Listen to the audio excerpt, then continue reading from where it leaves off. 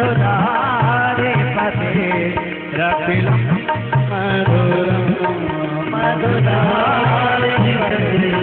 रखिलं मधुरं वचनं मधुरं चरितं मधुरं वचनं मधुरं बलितं मधुरं वचनं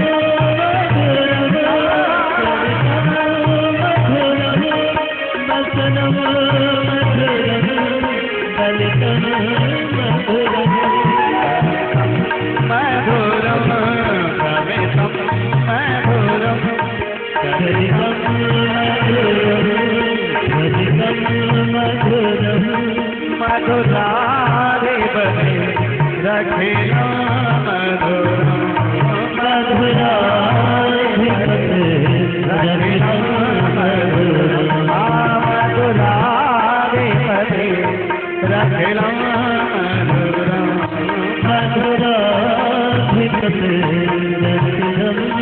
रखिलं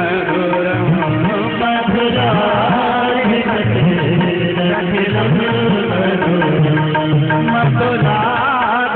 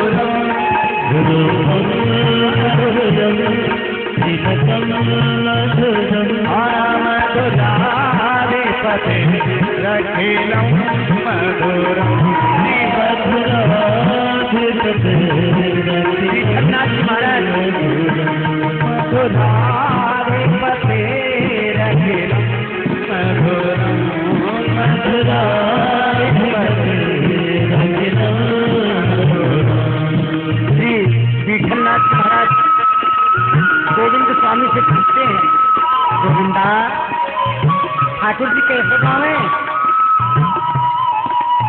गोविंद स्वामी बोले जय जय ठाकुर जी तो जो कुछ गावे तो गावे, पर स्वामिनी जी उनके 21 गावे। इसलिए पूछ रहे थे कि कहीं दिखाई देता है कुछ आंखों से कि नहीं। गोविंद स्वामी कहते प्रिया जी ताल बहुत सुंदर लगाती है और ठाकुर जी गाते बहुत सुंदर है। गीतम मधुरम पीतम मधुरम, उनकी प्रीति बड़ी मधुर है। संसार में चाहे कितने भी किसी को प्राण समर्पित कर दो पर कोई अपना नहीं। संसार के व्यक्ति से आप किसी से भी प्रेम करोगे, वो व्यक्ति ये समझता है ये मेरे साथ धोखा देगा, लेकिन मेरा ठाकुर ऐसा नहीं है। उनकी प्रीति बड़ी मधुर है।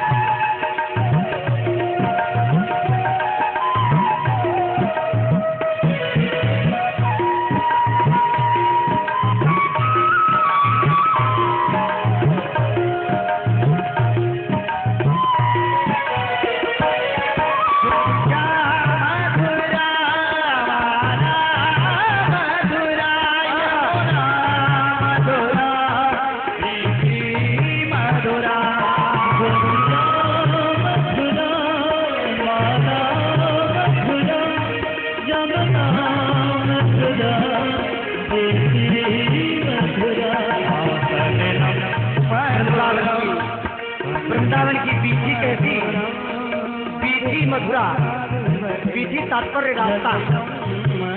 वृंदावन बीचिन में यमुना पुलिन बीच, नित्य को बिहार सी बिहारी दास पायो, काल अलबेलो अलबेली संग बनी बधू, करण काम की तेरी सूझ में बधायो। बोलन हसन मिली खेलत रसीली प्रिया, बोलन हसन मिली खेलत रसीली प्रिया, ललित लड़ैती रीझी रंग बरसायो है। हरिदास जी कहती है, निकट खवासी मैं दासी हूँ, निकट खवासी निज दासी लिए पीली कर, जुगल लड़ती दीदी रंग बरसायो। वृंदावन बीच में वृंदावन बीच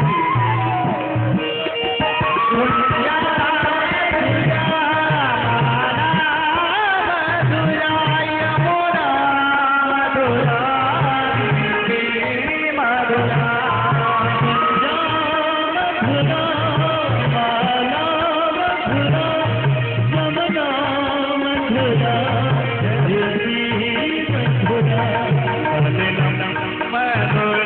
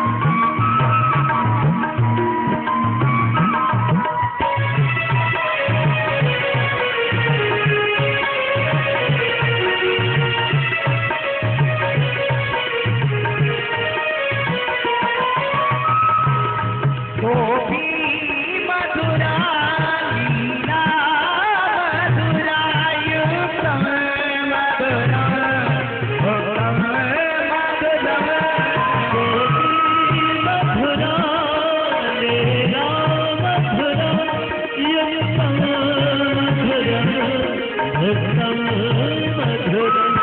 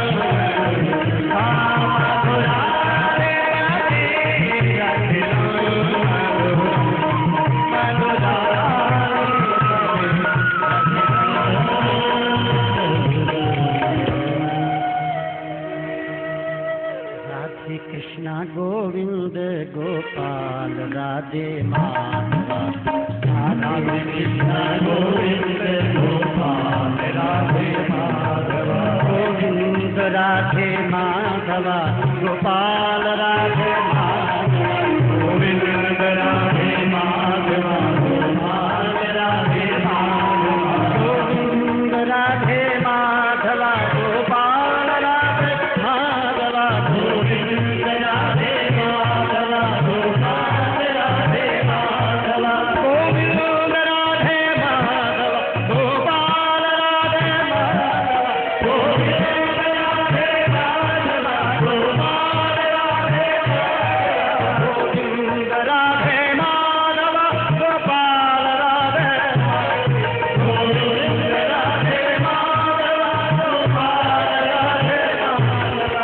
गोविंद राधे माधवा गोपाल राधे गोविंद राधे माधवा गोपाल राधे माधवा राधे कृष्णा गोविंद राधे माधवा राधे कृष्णा गोविंद गोपाल राधे माधवा गोविंद राधे माधवा गोपाल राधे माधवा गोविंद राधे माधवा गोपाल राधे माधवा गोविंद राधे माधवा गोपाल राधे माधवा गोविंद राधे माधवा गोपाल राधे माधवा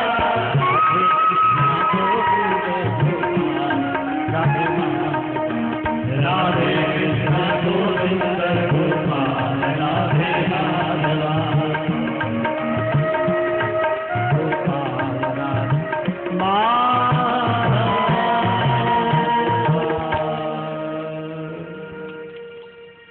श्री वृंदावन बिहारी लाल की जय जय श्री राम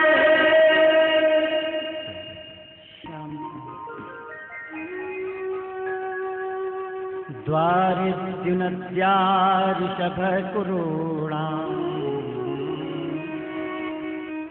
मैत्रीयमासीनमगाधबोधम् क्षत्तोपसृत्याच्युतभावसुप्ता पप्रच्छशौशील्य गुणाधीशः।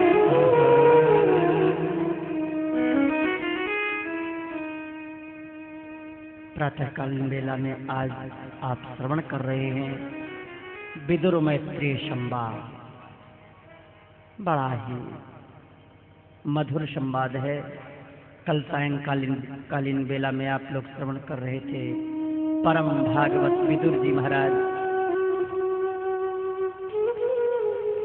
तीर्थाटन करने के लिए गए हैं। मार्ग में श्रीधाम ब्रजमंडल में वृंदावन में कहीं भ्रमण करते हुए श्री उद्धव जी का दर्शन हो गया। जिसका उद्धव को दर्शन हो गया काम बन गया। तीर्थ हम लोग क्यों करते हैं? तीर्थ करने का तात्पर्य क्या है? तीर्थ इसलिए करते हैं कि तीर्थ में जाने पर किसी अनुरागी संत का दर्शन हो जाए, वहां कुछ कथा सुनने को मिल जाए, हमारी ग्रंथि का भेदन हो जाए, जीवात्मा परमात्मा और अपने स्वरूप का ज्ञान हो। इस प्रकार का कहीं सत्संग मिल जाए, किसी अनुभवी के दर्शन हो जाए, बस इसीलिए तीर्थ किया जाता है कि तीर्थ में किसी संत महापुरुष के दर्शन हो जाएं, उनके एक शब्द यदि हृदय में चुभ गए तो सारा जीवन बदल जाता है। विदुर जी ने जिस समय से उद्धव जी का दर्शन किया है, ऐसा परम अनुरागी स्वरूप है श्री उद्धव जी महाराज का। वृंदावन की धूल लपेटे हुए, सारे शरीर में बाल बिखेर लिए, श्री राधा कृष्ण, श्री राधा कृष्ण, श्री राधा कृष्ण कह रहे हैं और सिर पर खड़ाऊ धारण किए हुए ब्रजमंडल में चारों तरफ विचरण करते हुए बद्रिकाश्रम की तरफ गए। ब्रज में भ्रमण करते समय श्री उद्धव जी का दर्शन हो गया। उद्धव विदुर संवाद बड़ा ही मधुर है। उद्धव जी महाराज ने कहा है, अहो बकीयं स्तन कालकूटं जिघांतया पाययदप्यसाति लेभे गतिं धात्रितां तपोन्यं कम्मा दयालो शरणो ब्रजेम। आहा,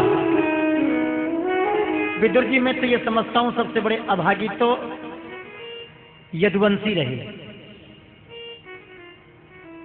सबसे ज्यादा अभागी तो इस विश्व में यदुवंशी रहे।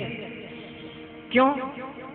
क्योंकि उन्होंने भगवान श्री कृष्ण को केवल एक महापुरुष ही समझा, परमात्मा ईश्वर ब्रह्म नहीं समझा।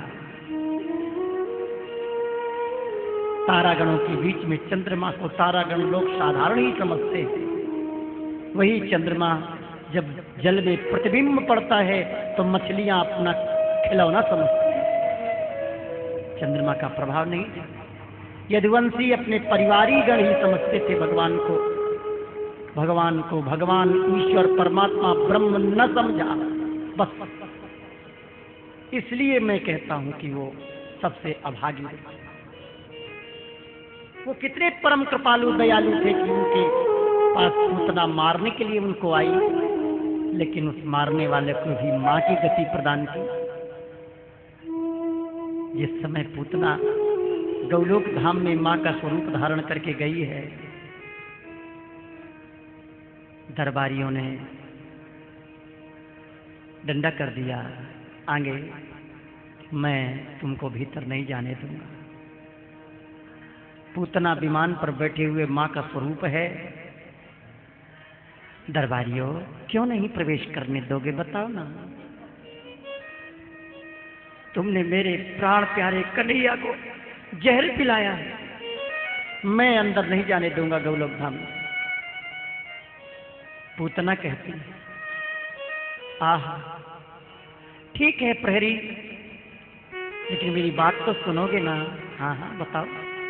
जिस समय में मेरे प्राण छूट रहे थे तो मेरे गोद में मेरे बेटा श्री कृष्ण स्तनपान करते हुए मेरे कान में कहा था, माँ तुम मेरी ही माँ हो, मैं तुम्हारा बेटा हूं। बस मैंने चाहे भले ही जहर पिलाया हो, चाहे कुछ भी किया हो, पर हूं मैं उनकी माँ। ऐसा सुनते ही गौलोक धाम के भीतर से दोनों हाथ उठा करके भगवान श्री कृष्णचंद्र दौड़े चले आए। दरबारी दरबारी प्रहरी, ये मेरी माँ दरवाजे पर खड़ी है, इनको अंदर आने दो। दरवाजे पर ज्यों ही भगवान श्री कृष्ण गोलोक धाम के आए, भगवान के पास चरणों में गिर गए। इस दृश्य को श्री सुखदेव जी महाराज देखते हैं, हृदय गदगद हो जाता है। इस श्लोक को सुन करके सुखदेव जी महाराज ब्रह्मानंद से हट करके स्वरूपानंद की प्राप्ति के लिए भागवत की कथा श्रवण की है। कह रहे हैं, कम वा दयालुम शरणम ब्रजे में, ऐसे दयालु की शरण ग्रहण कौन नहीं करेगा।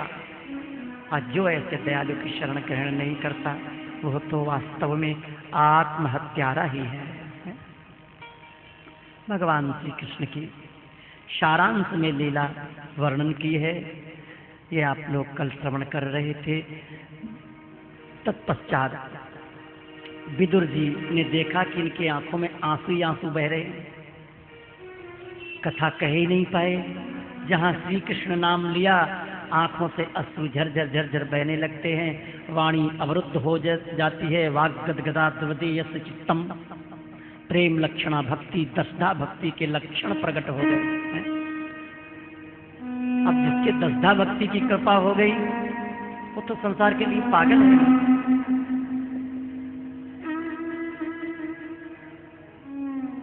विदुर जी, मैं कथा नहीं सुना सकता।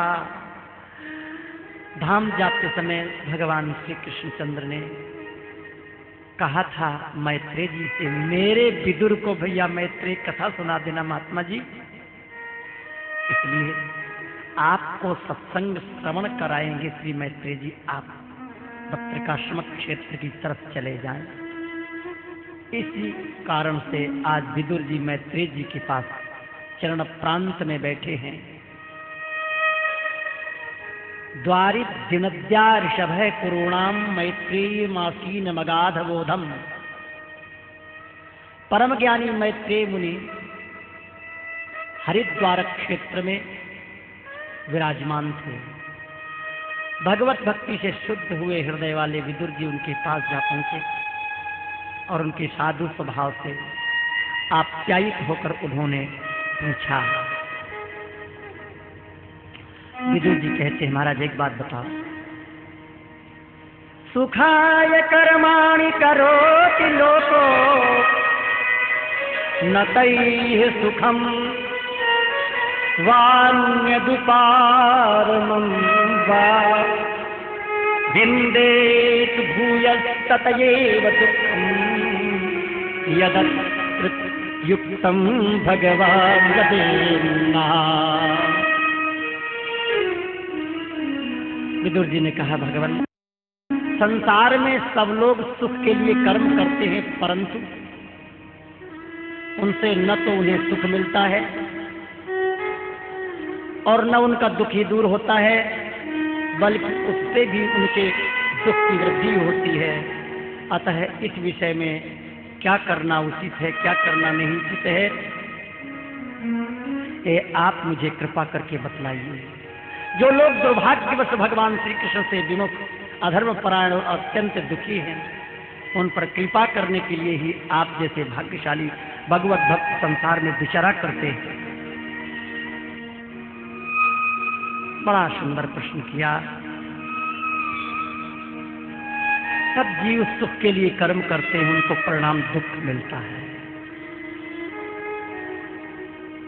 छोटा सा एक दृष्टांत है भक्तमाल का। एक संत चतुरदास जी को वो अपने गुरुजी की सेवा करते थे। गुरुजी लघुशंका करके आए तो देखा एक पीपल का फल होता है ना, बरगद का पीपल का फल छोटा छोटा, वो पककर जमीन में गिरा है, उसमें दाने बिखर गए। लघुशंका की धार में वो बीज बहे चले गए। गुरुजी बड़ी जोर से हंस गए। शिष्य चतुरदास जी बोलते हैं, गुरुजी आप क्यों हंसे? गुरुजी ने कहा, तू कैसा मेरा चेला, मेरे मन की बात नहीं जानता और मेरी सेवा करता है, मेरे पास मत रह, चला जा यहाँ से। आज के बाद या तो इस प्रश्न का उत्तर दे दा, हम क्यों हंसे, और नहीं तो मेरे पास नहीं आना। बड़ी विचित्र समस्या। चतुरदास जी रोने लगे, रोते रोते नदी के किनारे पड़ गए। गुरुजी क्यों हंसे? अंतर्यामी तो है, नहीं मालूम पड़ जाए क्यों हंसे। तीसरे दिन कबीरदास जी महाराज प्रकट हुए। नदी से प्रकट होते हुए कबीरदास जी कहते हैं, अरे भाई चतुरदास जी, तुम क्यों दुखी हो? महाराज आप कौन हैं, मैं आपको नहीं जानता। भैया मेरे को कबीरदास कहते हैं। वाह महाराज, बड़ी कृपा की, आप प्रकट होकर दर्शन दिए। चरणों में गिर गए। गुरु जी क्यों हंसे, जवाब दे दो महाराज। कबीरदास जी कहते हैं, गुरु जी इसलिए हंसे कि एक छोटा सा फल जब तक वो वृक्ष का आश्रय लेकर वृक्ष में रह रहा था, ध्यान दें, विदुर जी के प्रश्न का उत्तर बड़ा सीधा सरल है। जब तक वो वृक्ष में लगा था फल, तब तक साधारण में कोई व्यक्ति उस फल के पास नहीं पहुंच पा रहा था, और उस वृक्ष से ही सारा रस उसको मिल रहा था। बड़े आनंद में था, बड़े मग्न में था, बड़ा प्रसन्न था, चैतन्य था, अमल था, विमल था, सुख की राशि था वो। लेकिन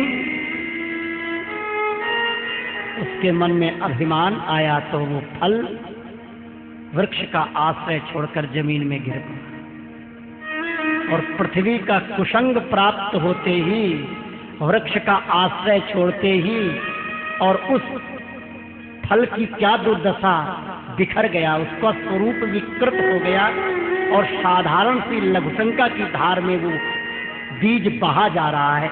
यह जीव जब तक परमात्मा की शरण में रहा, तब तक बड़े सुख में, बड़े चैन में, बड़े आनंद में रहा। लेकिन जब इसने माया को स्वीकार किया, संसार में आया, तो साधारण सी माया के प्रवाह में आकर वो जीव बहा चला जा रहा है। उसका स्वरूप बिगड़ गया, विगलित हो गया। इसका मूल कारण है भगवत विमुखता। कबीरदास जी कहते हैं, यही सोचा तुम्हारे गुरु जी। मैत्रेय जी कहते हैं, सारे सुखों की जड़ है भगवत सन्मुखता, और सारे दुखों की जड़ है भगवत विमुखता। कल एक शब्द का भाव आ रहा था, आप लोगों ने श्रवण किया, तटम आनंद नामकम। वो आनंद नाम का तट श्री कृष्ण के चरण ही है ना, विश्व में कहीं आनंद है ही नहीं। आनंद है तो श्यामा श्याम के चरणों में है। इस प्रकार विदुर जी महाराज प्रश्न करने लगे। विदुर जी कहते हैं, हे प्रभु, उन विश्वकर्ता स्वयंभू श्री नारायण ने अपनी प्रजा के स्वभाव, कर्म, रूप और नामों के भेद की किस प्रकार रचना की। मैंने व्यास जी के मुख से ऊंच नीच वर्णों के धर्म तो कई बार सुने हैं, किंतु अब श्री कृष्ण कथामृत के प्रवाह को छोड़कर और हमको कुछ भी अच्छा नहीं लगता। भगवान के अवतार के विषय में, भगवान की सृष्टि के विषय में श्री विदुर जी महाराज ने नाना प्रकार के प्रश्न पूछे हैं। मैत्रेय जी महाराज प्रमुदित होकर के श्री विदुर जी के प्रश्नों का उत्तर देने लगते हैं। कहते हैं, एकांत लाभम बचतो ही पुंसाम सुश्लोक मालैर गुणवाद माहु सुतेश्च विद्वद विरूपात्कृतायां कथा सुधायां संप्रयोगम्।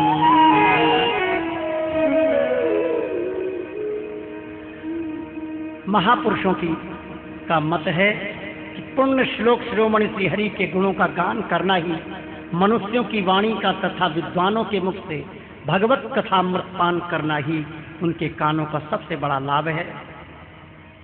वत्स, हम ही नहीं, आज कवि श्री ब्रह्मा जी ने 1000 दिव्य वर्षों तक अपनी योग परक बुद्धि से विचार किया तो भी क्या वे भगवान की अमित महिमा का पार नहीं पा सके। अतो भगवतो माया मायिनामपि मोहिनी यत् स्वयं चात्मवर्त्मात्मा न वेद किमुता परे। अतः भगवान की माया बड़े बड़े मायावियों को भी मोहित कर देती है। उनको चक्कर में डाल देने वाला, सबको चक्कर में डाल देने वाले मायापति भगवान भी कभी माया को स्वीकार करके विश्व में अवतरित होते हैं। माया प्रभु की बड़ी प्रबल है। विदुर जी प्रश्न करने लगते हैं, महाराज ब्रह्मन् कथम चिन्मात्रस्याविकारिण लीलया चापि युद्धेन निर्गुणस्य गुणात्या। ब्रह्मन भगवान तो शुद्ध बोधक स्वरूप निर्विकार और निर्गुण है, उनके साथ लीला से भी गुण और क्रिया का संबंध कैसे हो सकता है। बालक में तो कामना और दूसरों के साथ खेलने की इच्छा रहती है, लेकिन भगवान में ये सब खेलने की इच्छा कैसे प्रकट हो गई। मैत्रेय जी महाराज कहते हैं, अशेष संक्लेश समं विधत्ते गुणानुवाद श्रवणं मुरारे कुतः पुनस्तच्चरणारविंद पराग सेवाधसिरात्मलब्धा। श्री कृष्ण के गुणों का वर्णन एवं श्रवण अशेष दुख राशि को शांत करता है। फिर यदि हमारे हृदय में उनके चरण कमल की रज के सेवन का प्रेम जग पड़े तब तो कहना ही क्या है। मैत्रेय जी महाराज प्रमुदित होकर के सृष्टि का वर्णन करने लगते हैं। कहते हैं, प्रलय के समुद्र में। अब देखो यहाँ एक बात है, प्रत्येक पुराणों में सृष्टि का प्रकरण अपने अपने अलग ढंग से वर्णन किया गया है। शिव पुराण में सृष्टि का प्रकरण अलग ढंग से है, ब्रह्मवैवर्त पुराण में प्रकृति खंड में अलग ढंग से है, पद्म पुराण में भी अपने हिसाब से है, और भागवत पुराण में तो आप लोग श्रवण ही कर रहे हैं। देवी पुराण में अपने ढंग से सृष्टि का वर्णन है। ब्रह्मवैवर्त पुराण में भगवान श्री कृष्णचंद्र के श्री अंग से विराट की उत्पत्ति हुई है, ब्रह्मा जी की उत्पत्ति हुई, शंकर जी की उत्पत्ति हुई, श्री राधा रानी के श्री अंग से सारी देवियों की उत्पत्ति हुई। मूल प्रकृति स्वरूपा श्री किशोरी राधा रानी और पुरुष रूप में भगवान श्री कृष्ण है। उन श्री कृष्ण के श्री अंग से सारी सृष्टि प्रकट हुई। ये ब्रह्मवैवर्त पुराण में है। भागवत में वर्णन है, सारी सृष्टि नारायण भगवान चतुर्भुजी भगवान से प्रकट हुई है। शिव पुराण में शिव जी से सारी सृष्टि प्रकट हुई है। देवी पुराण में मूल देवी जी ही, शक्ति ही सब कुछ। ये बड़ा विचित्र विषय है। ये तर्क का विषय नहीं है, ये उपासना का विषय है। श्री कृष्ण द्वैपायन वेदव्यास जी महाराज ने पुराणों की रचना की है तो तर्क को आगे करके नहीं किए, उन्होंने उपासना को आगे किया है कि जिस किसी की जिसमें निष्ठा है, उपासना को केंद्र बना करके पुराण रचा है। यदि शिव भक्त है, शिव के अलावा वो कुछ नहीं देखना चाहता, तो उसकी अनन्य भक्ति को प्रतिष्ठित करने के लिए शिव जी से ही सारी सृष्टि प्रकट की है। और जो श्री कृष्ण का अनन्य भक्त है वो श्री कृष्ण के अलावा और विश्व में कुछ भी देखना नहीं चाहता, तो उसके लिए ब्रह्मवैवर्त पुराण में श्री कृष्ण से सृष्टि प्रकट कर दी है। जो चतुर्भुज नारायण, गर्भोत्साही नारायण, वैकुंठशाही नारायण, नारायण से सृष्टि प्रकट हुई तो नारायण से ही प्रकट हुई है। भागवत महापुराण। जिसको नारायण ही चाहिए, चतुर्भुज के अलावा और कुछ भी, वो दो भुज में उतरना ही नहीं चाहता, तो कहते हैं भाई आ जाओ, तुम्हारे लिए भी भागवत में स्थान है। हमारे श्रीधाम वृंदावन के रसिकाचार्य चरण कहते हैं, ठीक है भाई, अपने अपने स्थान पर सब ठीक है, लेकिन मैं भी अपनी उपासना वर्णन करता हूँ। भगवत रसिक जी कहते हैं, कुंज बिहारी की कला, सृष्टि विषय प्रसंग बड़ा क्लिष्ट भी है। एक एक विषय साप्ताहिक कथा में करना भी बड़ा कठिन है, तो उसको सारांश में मैं सृष्टि वर्णन कर रहा हूं इस समय, क्योंकि सृष्टि प्रकरण विषय भागवत में 2-3 बार आया है। कुंज बिहारी की कला, कौन से कुंज बिहारी? जो श्रीधाम वृंदावन की रेणु में किशोरी जी के पास में क्रीड़ा कल्लोल रत है, वो कुंज बिहारी। वो अंग्रेजों के राज्य के समय की बात है। मथुरा वृंदावन में झगड़ा हो गया आपस में। किस बात का झगड़ा? देवी वाले बोले नहीं, देवी मूल प्रकृति है, सारी सृष्टि इन्हीं से प्रकट हुई है और देवी जी सबसे बड़ी है, मेरी सवारी पहले निकलेगी। शिव जी वाले आए, वाह, देवी जी तो शिव जी की अर्धांगिनी है, मालिक तो शंकर जी है। आपस में झगड़ा हुआ। राम जी वाले आए, बोले राम जी का अवतार पहले हुआ, कृष्ण जी का पीछे हुआ है। नारायण वाले आए, बोले नारायण से ही तो रामकृष्ण अवतार लिए हैं। और इतना झगड़ा बढ़ गया कि आपस में डंडा लाठी चलने लगी। आप कुंभ में देखते हैं कभी कभी, मैं पहले स्नान करूंगा और पीछे स्नान करूंगा, और झगड़ा बहुत बढ़ जाता है। गवर्नमेंट न हो तो महात्मा लोग तो राधे राधे। बहुत अच्छा कोई जज बैठा था, अंग्रेजी राज्य की बात है। उसने कहा देखो भाई, आप सब लोग शांत हो जाएं, मैं निर्णय करूंगा कौन राजा है। जो राजा होगा हम उसी को आज्ञा देंगे, वही सबसे पहले सवारी आगे उसकी निकलेगी। एक काम करिए, पहले आप सब लोग आज रिहर्सल करिए, अपनी अपनी सवारियां निकालिए, मैं बैठूंगा देखूंगा। सवारियां निकली, देवी जी की निकली, भैरव बाबा की निकली। आप ध्यान दें, ये दृष्टांत क्यों कहा जा रहा है? सबके हाथ में अस्त्र शस्त्र हैं। अब वैष्णवों का नंबर आया, चतुर्भुज भगवान से प्रारंभ हुआ। वो कहते थे हमारे न पड़े, चलो भाई आप ही बड़े जोलो। शंख चक्र गदा पद्म देखा, बैठा रहा, अच्छा लगा कुछ, हाँ ठीक है, ये तो दर्शन में कुछ आनंद है। राम जी की मधुरता देख करके तो एकदम वो एक बार तो खड़ा हुआ, लेकिन उसने सोचा ये धनुष्बाण क्यों धारण कर रखे हैं? यदि मालिक होते तो धनुष्बाण क्यों धारण करते? चलो ठीक है, फिर बैठ गए। लेकिन जो ही ये रास बिहारी, बांके बिहारी, वृंदावन बिहारी, अगल बगल में 4 सखियां खड़ी हैं, चंवर ढुला रही हैं और चैन की बांसुरी बज रही है, सबसे पीछे निकले श्रीमान जी। मंद मंद मुस्कुराते भय, इठलामते भय समाजी लोग, कोई मृदंग बजा रहे हैं, कोई वीणा बजा रहे हैं, कोई सितार बजा रहा है,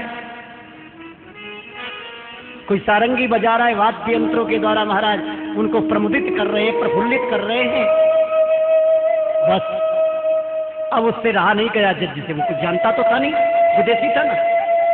खड़ा हो गया और जाकर जुगल सरकार के चरणों में प्रणाम किया और क्या कहता है, बस राजा तो ये हैं, ये आगे जितनी जा रही सब फौज जा रही है, राजा की सुरक्षा के लिए फौज जा रही है, इसलिए मैं आज्ञा देता हूं कल रास बिहारी की सवारी निकलेगी सबसे पहले। बोलो बांके बिहारी, कुंज बिहारी की कला,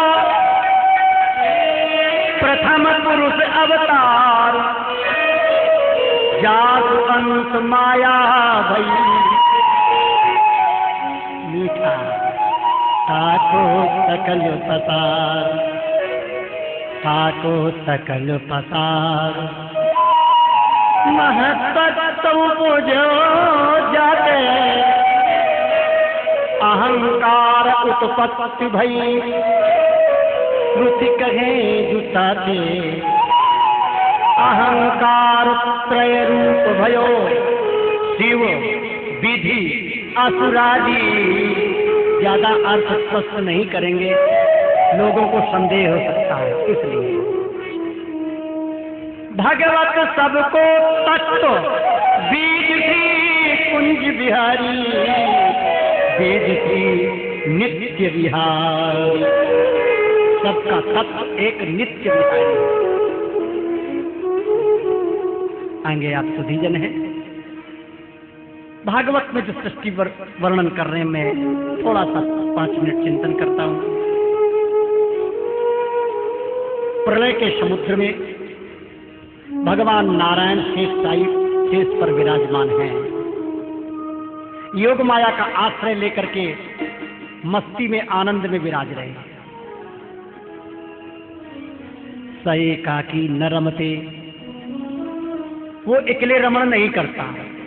अब किसी अकेले व्यक्ति को बैठा दिया जाए तो जो भजनानंदी है, जिसको ठाकुर जी से प्रेम है, उसको तो आनंद आएगा, लेकिन जिसका ठाकुर जी से प्रेम नहीं है, बहिरंग है, वो तो अकेले में घबरा जाए। अब ये भी तो अकेले घबरा गए, अद्वैत बने पड़े बेचारे, क्या करें।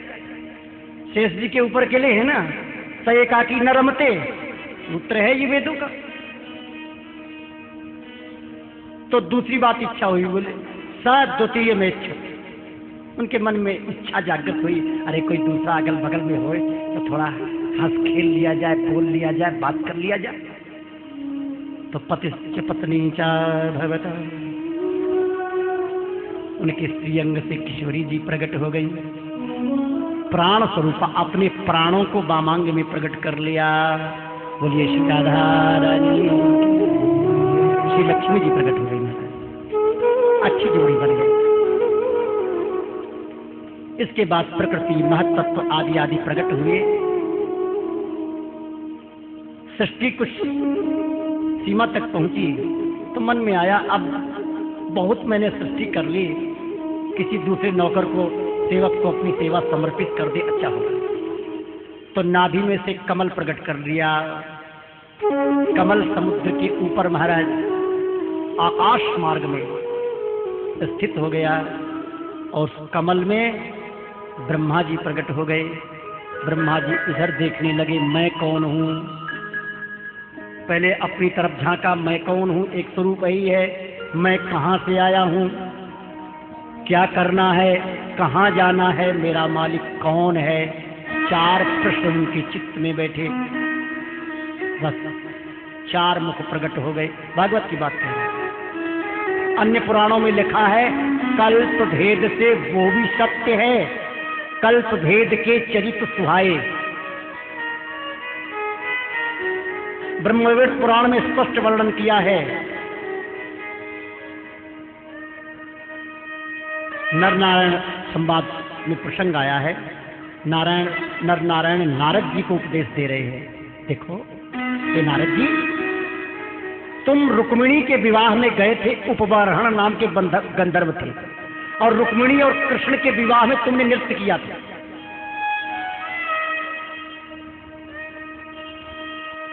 रुक्मी को विवाह में ही जान से मार दिया था, विवाह के पहले झगड़े में। आप समझिए भागवत में क्या लिखा है, मैं क्या कह रहा हूं, बात ब्रह्मवेद पुराण की कह रहा हूं। बड़ा झगड़ा हो गया, थोड़ा अध्याय समाप्त होते ही कहते हैं, ऐसा है नारद जी, वो ब्राह्मकल्प की कथा है। बोलो वृंदावन बिहारी। ब्रह्मवैवर्त पुराण में जो लीला का वर्णन किया गया है, वो ब्राह्मकल्प का वर्णन किया है। ब्राह्मकल्प में नारद जी ब्रह्मा जी के गले से प्रकट हुए, श्वेत वाराह कल्प के अंतर्गत श्री ब्रह्मा जी के उत्संगो नारद, उत्संग माने गोद, नारद जी ब्रह्मा जी की गोद से प्रकट हुए। इसलिए तृतीय स्कंद में लिखा है, पाद्मकल्प की कथा मैं कह रहा हूं, तुम प्रेम से सुनो। द्वितीय स्कंद के 10वें अध्याय के आखिर 2-3 श्लोकों में कहा है, महाभारत में आया है कुंती जी गई हैं तपोवन में तपस्या करने के लिए, लेकिन भागवत में लिखा है जब भगवान श्री कृष्णचंद्र स्वधाम चले गए तो कुंती जी ने उनके विरह में हस्तिनापुर में प्राण छोड़ दिया। अब दोनों की संगति कैसे बैठेगी? आप संगति मिला लीजिए। पाद्मकल्प की कथा मैं अब कह रहा हूं, उसके बाद विदुर जी और मैत्रेय जी का मिलन करा दिया। इसलिए भाई मेरा कहने का अभिप्राय यही है, शब्द भेदी जो निष्दिन होई, महापरम सुख पावे सोई। भागवत में जो शब्द हैं और उन शब्दों का सार क्या है, इसका आनंद लें। शब्द का भेदन करेंगे तो शब्द ब्रह्म स्वरूप श्यामा श्याम मेरे हृदय में प्रकट होंगे। बोलो वृंदावन बिहारी लाल की। ब्रह्मा जी कमल नाल के भीतर प्रवेश करते चले गए, कुछ भी दिखाई नहीं दिया। 1 साल नहीं, बहुत वर्षों तक कुछ भी दिखाई नहीं दिया। परमात्मा प्रयास से दिखाई नहीं देता, तपस्या से दिखाई नहीं देता। न मेधया न बहुना श्रुतेन यमे वैश्वृणुते तेन लभ्यस तस्मै तस्मै आत्मा विवृणते तनून स्वाम। वो तो कृपा करके स्वयं मिलने आ जाता है।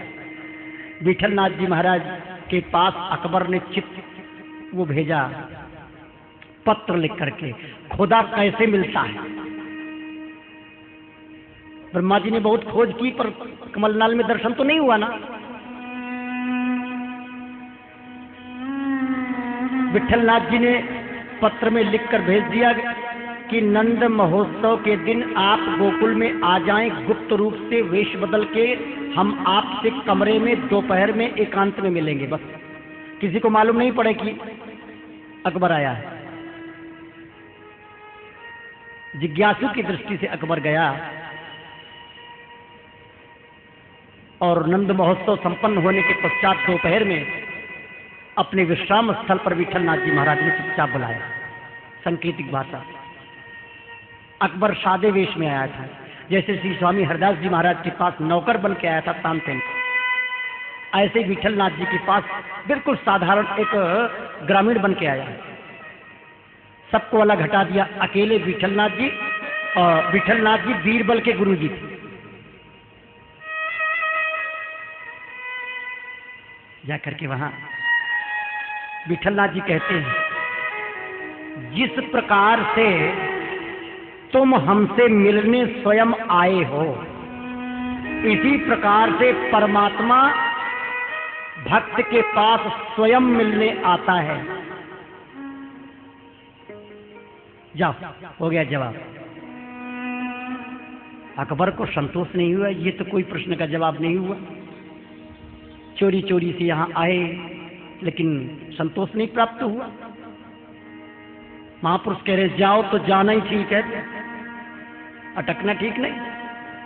अकबर ने जाकर बीरबल से पूछा, ये तो कोई बात नहीं, तुम्हारे गुरुजी ने हमको लटका दिया बीच में। बीरबल कहते हैं, महाराज आप समझे नहीं। उनका कहने का तात्पर्य ये है कि आप राजा हो सारे भारत के। यदि कोई साधारण प्रजा चाहे कि हम आपसे सीधे मिल लें और आपके मिलने की इच्छा नहीं है, तो 7 दरवाजों के बाहर गेटमैन खड़ा है, वही नहीं घुसने देगा। माया का बड़ा प्रभाव है। 10 से सावधान, अपने ही तो माया चित ही गिरावे। लेकिन तुम्हारे मिलने की इच्छा हुई, आपके मिलने की इच्छा हुई, तो रात्रि के समय वेश बदल करके, नौकर का स्वरूप धारण करके चुपचाप आप निकल गए यहां से और उनसे मिल गए। ये आपकी लीला है ना। ठाकुर जी को विदुर जी से मिलने की इच्छा थी तो सारे बंधनों को तोड़ करके विदुरानी के घर छिलका खाए जा करके महात्मा लोग खड़े हैं, मेरे राम मेरे दरवाजे पर आएंगे, मैं तपस्वी हूं, मैं ब्रह्मचारी हूं, मैं सदाचारी हूं, लेकिन नहीं, जिस पर गुरु कृपा है उस पर भगवान जाएंगे। गुरु ने आशीर्वाद दिया है शबरी को, शबरी मेरा आशीर्वाद है, राम तुम्हारे घर आएंगे, तुम्हें राम के घर नहीं जाना पड़ेगा। हमारी भक्ति में और शबरी तुम्हारी भक्ति में इतना ही अंतर है कि मेरे को राम ने बुलाया है, आ जाओ, और तुम्हारे दर्शन, मैं दर्शन करने जा रहा हूँ, राम तुम्हारे दर्शन करने आएंगे। बोलो वृंदावन बिहारी राम। ब्रह्मा जी महाराज दर्शन करने के लिए कमलनाल में प्रवेश किए, पर कुछ भी दिखाई नहीं दिया। हताश होकर के, निराश होकर के कमल में बैठ गए। साधक जब भजन साधन करता रहता है, अनुष्ठान के समय पर, भजन के समय पर भले दर्शन न हो, लेकिन जब बिल्कुल निराश होकर के पड़ जाता है, मैं भजन करूंगा नहीं, देख लिया कुछ नहीं रखा, तो 2-4 दिन पीछे ठाकुर जी ऐसा सुंदर सपना देते हैं, हरा हरा कर देते हैं कलेजे को, है? ऐसा होता है प्राय 75% संतों से, भक्तों से होता है, हमको बताया करते हैं लोग, इसलिए मैं बात कह रहा हूं। निराश होकर बैठ गए, क्या करूं, कुछ मालूम ही नहीं पड़ रहा है क्या करूं, मेरा पिताजी कौन है, मेरी माताजी कौन है, मैं कौन हूं, इस बात का चिंतन हमको, तुमको, सबको करना है। जब हम खोज करेंगे मैं कौन हूं, तब आत्म साक्षात्कार होगा।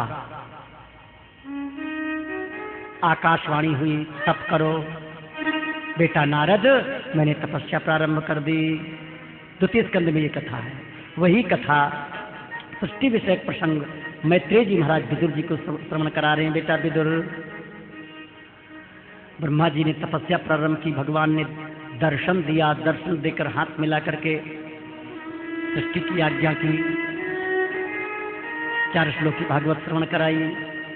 श्री ब्रह्मा जी महाराज भगवान की दासता स्वीकार करते हैं। ब्रह्मा जी महाराज परम भागवतों में हैं। यदि भगवत लीला में कुछ ब्रह्मा जी का स्वरूप दूसरे ढंग का दिखाई दिया है, वो लीला में रस प्रदान करने के लिए है। श्री ब्रह्मा जी महाराज को जब शक्ति मिल गई, पहले के लोग सृष्टि करते थे तो भगवान का भजन करके भक्ति की शक्ति से सृष्टि करते थे। आज कलयुग में हम लोग क्या कहते हैं, भगवान कौन से खेत की मूली है, मैं 1 बच्चे नहीं 10 बच्चे पैदा कर दूंगा। तो भजन करके सतोगुणी सृष्टि होती है। नाम जप करने के बाद, भजन करने के बाद हमारे मन में जो सृष्टि होती है, चाहे वो भावना की सृष्टि हो, चाहे वो नाद सृष्टि हो, चाहे बिंदु सृष्टि हो, किसी भी प्रकार की सृष्टि प्रकट होती है, वो सतोगुणी प्रकट होती है। मैं बात सृष्टि की कर रहा हूं, आप पूरे सृष्टि प्रकरण को चिंतन की दृष्टि से पढ़ें। जब हम भजन करेंगे, साधन करेंगे, तो हमारी शुद्ध भावनाएं प्रकट होंगी। भजन साधन नहीं करेंगे, अभिमान से कुछ कर्म करेंगे, तो तमोगुणी सृष्टि प्रकट होगी। स्वभाव तमोगुणी होगा, बच्चे तमोगुणी होंगे, बच्चे कुकर्मी होंगे। तो पहले तो मानसी सृष्टि होती है और फिर बिंदु सृष्टि होती है। दोनों प्रकार की सृष्टियों को आप मिला लीजिए। जब तक ब्रह्मा जी का मन तपस्या से पवित्र रहा, तब तक बहुत सुंदर सृष्टि होती रही। और जब मन भजन के प्रभाव से थोड़ा विकार में आ गया, तो भूत प्रेत तो राक्षस प्रकट हो गए, और राक्षस स्वयं ब्रह्मा जी को खाने को दौड़े। संतोष नहीं हुआ। सर्वप्रथम ब्रह्मा जी के मन से सृष्टि हुई। सन माने तपस्या। तपस्या के प्रभाव से जो भावना प्रकट हुई, तो कौन प्रकट हुए? सनकादिक। 4 बालक प्रकट हुए। पिताजी आज्ञा करो, बेटा सृष्टि करो। पिताजी एक प्रार्थना करो। हाँ, ऐसी कृपा करो, मैं 5 वर्ष का ही बना रहा हूँ। ठीक है, आशीर्वाद है। पिताजी मैं 5 वर्ष का ही बना रहूंगा तो कैसे सृष्टि करूंगा? आज्ञा दे दो, मैं भजन करूंगा। ठीक है, जाओ। सनक, सनंदन, सनातन, सनत कुमार चारों भैया उन्मत्त होकर श्री हरि शरणम मम, श्री हरि शरणम मम संकीर्तन करने लगे। इतस्ततः भ्रमण करने लगे। पृथ्वी तो थी नहीं, पृथ्वी तो जलमग्न थी। तो जैसे आंधी उड़ती है ना, खड़े हैं, खड़े खड़े, जहां इच्छा हुई वहीं पहुंचे। जंगल किस बात का था? जल का जंगल था वहाँ। उस समय मनुष्यों का जंगल होता है, जल का। देश में नगर में रहने पर क्या कहा जाता है? कि यहाँ मनुष्यों का जंगल है, वृक्षों का जंगल है, जल का जंगल है। तो जंगल में तपस्या करने गए। कहाँ गए तपस्या करने? जंगल वहाँ क्या था? वहां गए, जल ही जल था चारों तरफ, तो उस समय जल को ही जंगल कहते। इस प्रकार तपस्या करने चले गए। अब नारद जी महाराज प्रकट हुए। भृगु, अंगिरा, वशिष्ठ आदि आदि। भृगु त्वची, भृगु जी ब्रह्मा जी की त्वचा से प्रकट भये। दक्ष अंगूठा से प्रकट भये। गोद से नारद जी प्रकट भये। छाया कर्दमो यज्ञे, कर्दम जी महाराज छाया से प्रकट हुए। अत्रि जी आंखों से प्रकट हुए। प्राणाद्वशिष्ठा, प्राणों से वशिष्ठ जी महाराज प्रकट हुए। इस प्रकार ये 10 महात्मा प्रकट हुए। महात्माओं से कहा सृष्टि करो। पिताजी मेरे बस का सृष्टि करना नहीं है। कुछ थोड़ी बहुत सृष्टि की भी पर कामयाब नहीं है। मरीचि जी प्रकट हुए प्रकाश से, ब्रह्मा जी की प्रकाश से मरीचि हुए। मरीचि की कश्यप, कश्यप के हिरण्यकशिप और हिरण्याक्ष आदि आदि सृष्टि। लेकिन जैसी सृष्टि चाह रहे कि तुरंत सृष्टि बढ़ जाए, वो प्रयास नहीं हो रहा था। प्रयास विफल हुआ तो मन में कुछ उद्विग्न हुए। अपने शरीर को 2 भागों में प्रकट कर लिया, एक स्त्री के रूप में, एक पुरुष के रूप में।